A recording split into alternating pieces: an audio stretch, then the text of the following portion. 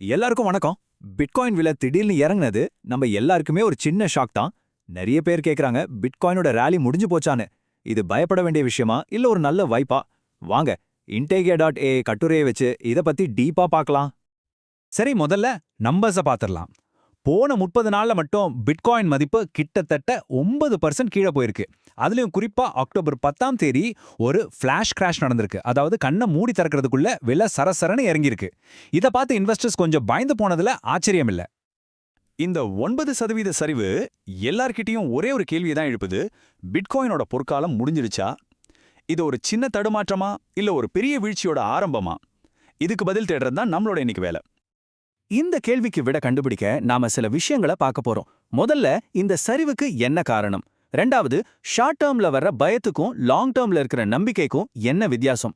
மூணாவது, ஒரு இன்வெஸ்டரா நாம என்ன செய்யணும்? கடைசியா, பிட்காயினோட ஃபியூச்சர் எப்படி இருக்க போகுதுன்னு பார்க்கலாம். வாங்க ஸ்டார்ட் பண்ணலாம்.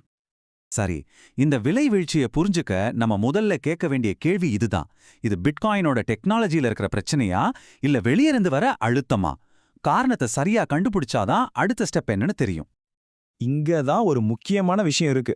இந்த சரிவுக்கு காரணம் பிட்காயினோட டெக்னாலஜி இல்லவே இல்ல. அதுல எந்த பிரச்சனையும் இல்ல. ஆனா உலக பொருளாதாரத்துல நடக்கிற விஷயங்கள் தான் இதுக்கு காரணம்னு இந்த ஆர்டிகல் ரொம்ப தெளிவா சொல்லுது. பொதுவா பொருளாதாரம் ஒரு மாதிரி நிலையா இல்லாம இருக்கும்போது என்ன நடக்கும்? உதாரணத்துக்கு, சீனா மேல புதுசா வரி போட்டாங்கன்னு வச்சுக்கோங்க. முதலீட்டாளர்கள் என்ன பண்ணுவாங்க? ரிஸ்க் அதிகமா இருக்கிற அசெட்ஸை வித்துருவாங்க. பிட்காயினோட விலை ஏறி இறங்குறதால அதுவும் இந்த ரிஸ்க் கேட்டகரியில தான் வருது.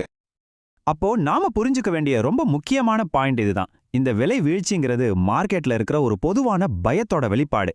முதலீட்டாளர்கள் எப்படி யோசிக்கிறாங்கன்றதை காட்டுதே தவிர பிட்காயினோட அடிப்படை தொழில்நுட்பத்துல எந்த குறையும் இல்ல. அதோட ஃபண்டமெண்டல்ஸ் இன்னும் ஸ்ட்ராங்கா தான் இருக்கு. சரி, வெளியிலிருந்து வர்ற அழுத்தம் தான் விலைய பாதிக்குதுன்னா, அப்போ நாம எதை நம்பி முதலீடு பண்றது? இங்க தான் கொஞ்ச காலத்துக்கு வர்ற இந்த மார்க்கெட் சத்தத்தையும் நீண்ட காலத்துக்கு மாறாம இருக்கிற அதோட அடிப்படை கொள்கையும் நாம பிரிச்சு பார்க்க வேண்டியது ரொம்ப அவசியம். மார்க்கெட்ல எவ்வளோதான் ஏற்ற இறக்கம் இருந்தாலும் சரி, எவ்வளோதான் சலசலப்பு இருந்தாலும் சரி, இந்த ஒரு நம்பர் 21 மில்லியன் இது மட்டும் என்னைக்கும் மாறாது. இதுதான் பிட்காயினோட மொத்த சப்ளை. இந்த டிஜிட்டல் பற்றாக்குறை, அதாவது டிஜிட்டல் ஸ்கேர்சிட்டி, இதுதான் அதோட அஸ்திவாரம். இது ஒரு சூப்பரான கம்பேரிசன் பாருங்க. ஒரு பக்கம் முதலீட்டாளரோட பயம், மார்க்கெட் சென்டிமெண்ட், பொருளாதார செய்திகள், இதெல்லாம் கொஞ்ச காலத்துக்கு வர்ற சத்தம் மாதிரி. ஆனா இன்னொரு பக்கம் அதோட லிமிடெட் சப்ளை, டிஜிட்டல் பற்றாக்குறை, இதெல்லாம் தான் நீண்ட காலத்துக்கான ஒரு தெளிவான சிக்னல். லாங் டேர்ம் இன்வெஸ்டர்ஸ் இதை நம்பிதான் இருக்காங்க. இந்த ஏற்ற இறக்கம் எல்லாம் ஓகே. ஆனா ஒரு முதலீட்டாளரா நீங்க என்ன பண்ணுவீங்க? பயத்திலையோ இல்ல பேராசையிலையோ ஒரு முடிவு எடுக்காம இந்த மாதிரி ஒரு கொந்தளிப்பான மார்க்கெட்டை எப்படி நிதானமா ஹேண்டில் பண்றது? அதுக்கும் ஒரு வழி இருக்கு. மார்க்கெட் எப்போ ஏறும் எப்போ இறங்கும்னு கணிக்க முயற்சி பண்றதுக்கு பதிலா இந்த ஆர்டிக்கல் ஒரு சிம்பிளான ஆனா பவர்ஃபுல்லான ஒரு ஸ்ட்ராட்டஜியை சொல்லுது. அதுதான் டாலர் காஸ்ட் ஆவரேஜிங், சுருக்கமா DCA.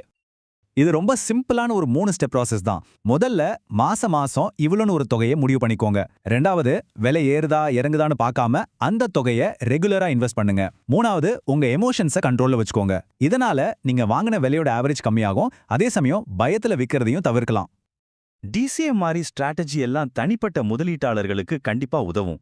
ஆனா ஓவராலா பிட்காயினோட ஃபியூச்சர் எப்படி இருக்கு, அதோட விலையை தீர்மானிக்க போற 2 பெரிய எதிரெதிர் சக்திகளை பத்தி இப்ப பார்க்கலாம். பிட்காயினோட விலையை பத்தி பேசணும்னா, அது ஒரு கயிறு இழுக்கிற போட்டி மாதிரி தான். ஒரு பக்கம் உலக பணவீக்கம், வட்டி விகிதம் உயர்வு மாதிரியான நெகட்டிவ் விஷயங்கள் அதை கீழே இழுக்குது. இன்னொரு பக்கம் பெரிய பெரிய நிறுவனங்கள் உள்ள வர்றது, அதோட மாறாத சப்ளை மாதிரியான பாசிட்டிவ் விஷயங்கள் அதை மேலே இழுக்குது. பெரிய கம்பெனிகள்லாம் இன்வெஸ்ட் பண்றது ஒரு நல்ல விஷயம்தான். அது மார்க்கெட் மெச்சூர் ஆயிருச்சுன்னு காட்டுது. ஆனா ஒரு பெரிய பொருளாதார புயல் அடிச்சா இது மட்டுமே பிட்காயினை காப்பாத்த போதுமானதா இருக்காதுன்னு இந்த ஆர்டிக்கல் ஒரு எச்சரிக்கையையும் கொடுக்குது. சரி, நம்ம இவ்ளோ நேரம் பேசுனதுல இருந்து முக்கியமான விஷயங்களை ஒரு தடவை பார்த்துடலாம். முதல்ல, விலை இறங்குனதுக்கு காரணம் வெளியிருந்து வந்த பொருளாதார பிரச்சனைகள் தானே தவிர பிட்காயினோட டெக்னாலஜில எந்த குறையும் இல்ல. ரெண்டாவது, அதோட 21 மில்லியன் சப்ளைங்கிற அடிப்படை மாறவே இல்ல. மூணாவது, ஷார்ட் டேர்ம்ல மார்க்கெட் வீக்கா இருந்தாலும் DCA மாதிரி லாங் டேர்ம் ஸ்ட்ராட்டஜி உதவும். கடைசியா, அதோட எதிர்காலம் பாசிட்டிவ், நெகட்டிவ் ரெண்டுக்கும் நடுவுல ஒரு போராட்டமா தான் இருக்க போகுது. கடைசியா, இது நம்மள ஒரு பெரிய கேள்விக்கு முன்னாடி கொண்டு வந்து நிறுத்துது. பிட்காயின் உலக பொருளாதாரத்தோட ஒன்னா சேர்ந்து ஒரு ட்ரெடிஷ்னல் அசெட் மாதிரி நடந்துக்குமா? இல்ல அதோட தனித்துவமான டிஜிட்டல் தன்மையால தனக்குன்னு ஒரு புது பாதையை உருவாக்குமா? இதுக்கு காலம்தான் பதில் சொல்லணும். ஆனா ஒண்ணு மட்டும் நிச்சயம், இதை பார்க்கறது ரொம்பவே சுவாரஸ்யமா இருக்க போகுது. இந்த அலசல்ல என் கூட இணைஞ்சதுக்கு ரொம்ப நன்றி.